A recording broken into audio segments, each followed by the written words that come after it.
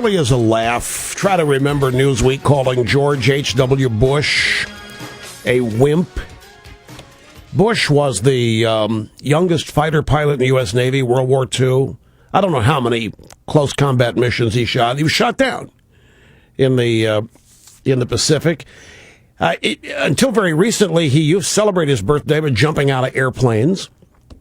He didn't use his stunt double. I was there one year when he did it.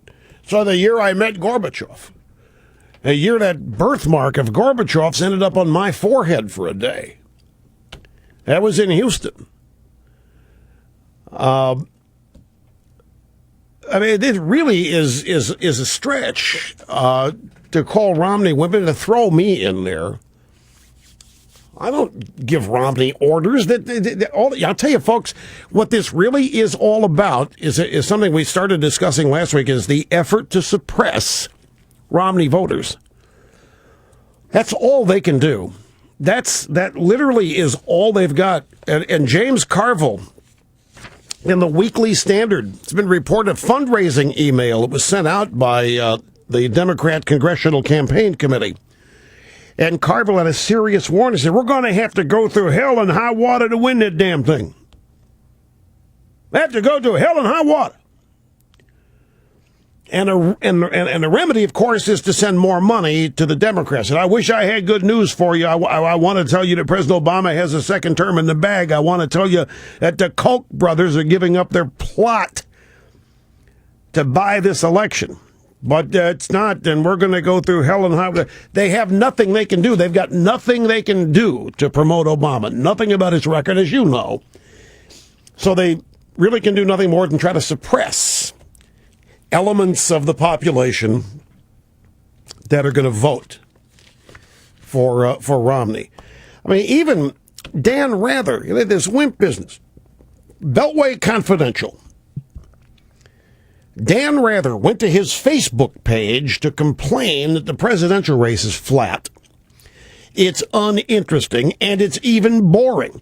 Dan Rather said that neither of these candidates seems to really like or have a deep passion for campaigning. He said that Romney and Obama were nothing like LBJ, Hubert Humphrey, Ronaldus Magnus, Bill Clinton. Said, I can't remember a campaign when both major party candidates seemed to dislike campaigning as much as these two. Noting that the conventions were about to begin, Rather speculated maybe Romney or Obama would get enthusiastic soon. Obama's more likely to than Romney, in my opinion, Rather said. He had the mojo the last time, but he's lost it somewhere along the way.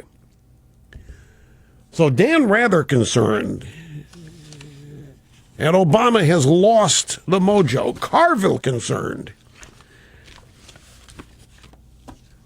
And Romney's a wimp. Now, here's Romney reacting to this wimp business. This was on Face the Nation yesterday. And Jan Crawford, chief political correspondent, said to Romney, some of those views have sounded pretty hawkish. Way you've been talking in terms of Israel, your approach to the Middle East. But I want to show you, I just got a copy of the Newsweek cover. That's going to be hitting a newsstand tomorrow. Calls you a wimp. Have you seen this? They tried that in George Herbert Walker Bush. He was a pretty great president and anything but. If I worried about what the media said, I wouldn't get much sleep, and I'm able to sleep pretty well. Has anyone ever called you a wimp before? I don't recall that, no. So that's how Romney shows deal with it. Over on CBS This Morning today, show host Charlie Rose brought in Bob Schieffer. Talk about the Newsweek magazine cover that calls Romney a wimp, and Bob Schieffer's excited as he can be about this. Charlie Rose said, does a magazine cover make a difference? We're talking about what may be the last Newsweek cover ever. They're going to stop publishing this thing. It's going to become digital only. Does a magazine cover make a difference? Here's what Bob Schieffer said. I think, if you gave Governor Romney some truth serum and people in his campaign, I mean, nobody has told me this, I think they would probably say they are concerned about this. I mean, this article was savage. It was brutal. How could you not have some reaction to it? When you put something like this article into the narration of the campaign, it sort of gives people ideas. It plants suggestions. So, for sure, this did not help Mitt Romney, and my feeling is it probably hurt him. And I hope it did. I really hope it did. I'm so excited. We got a good narrative going out there now. Thank you, Newsweek. Bob Schieffer's happy. You put a good narrative out there. Romney's a wimp. And he continued. He was so excited he couldn't contain himself. People in the Bush campaign that year decided they had to do something to make George Bush appear more manly. So they went to New Hampshire, and he started driving heavy machinery, big tractors and big trucks, and tooting the horn, driving around, and got his picture taken doing all that. I remember doing a story there that said, hide the forklift, Mama, George Bush is a-coming. The other part of it is, it worked. Yeah. He won. Yeah, well, it didn't hurt that the loser, Dukakis, in order to try to keep up. But you want to talk about the real wimps? Dukakis jumps into a Beetle Bailey army helmet and hops into a tank and tries to make himself look all manly and tough, and he looked like a wimp. He looked out of place. It became the biggest joke of the campaign. And all they're trying to do is recreate this because they don't have anything else. The Obama campaign is almost devoid of anything positive. That's why they're bringing Clinton in, by the way. One of the reasons they're bringing Clinton in, Clinton lies very well. He is an accomplished liar. Clinton lies in such a way that you enjoy being lied to, they think. And they're going to bring Clinton in there at the convention. In fact, they've moved Biden back a day to accommodate Clinton. Clinton's doing the keynote. They call it that, the keynote, whatever. And Clinton's going to go in there and try to make, at least this is the pre-pub now, Clinton's going to go in there and try to make the case economically for Obama. Now, if he's going to do that, he's going to have to lie. But these people are so... how long ago? It wasn't very long ago they were trying to tell us that Romney was a bully. Yeah, for supposedly beating up that supposedly gay student back in his prep school days.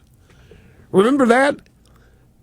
Yeah, back in the prep school, that mean, nasty, bully Mitt Romney went in and beat up the poor young gay boy. What a now he's a wimp. He evolved, I guess.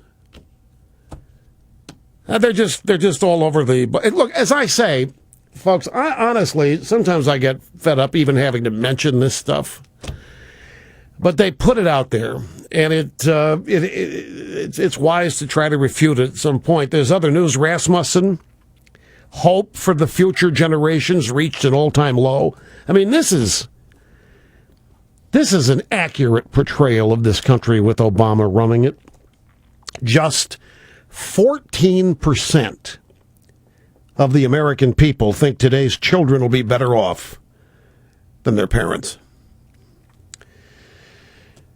Latest Rasmussen Reports national telephone survey found that 65% of American adults do not expect today's children to be better off than their parents. 21% aren't sure.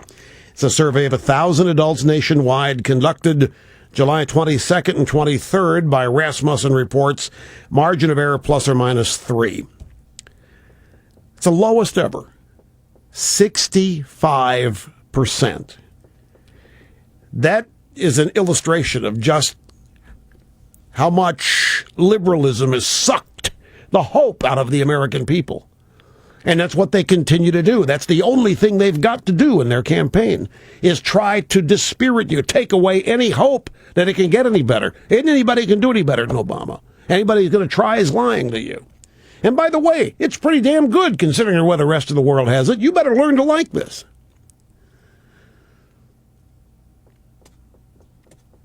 Also, according to today's Rasmussen poll, 55% of voters want Obamacare repealed. Only 39% do not. So the opening Olympic ceremonies didn't have much impact because that number isn't changing at all here.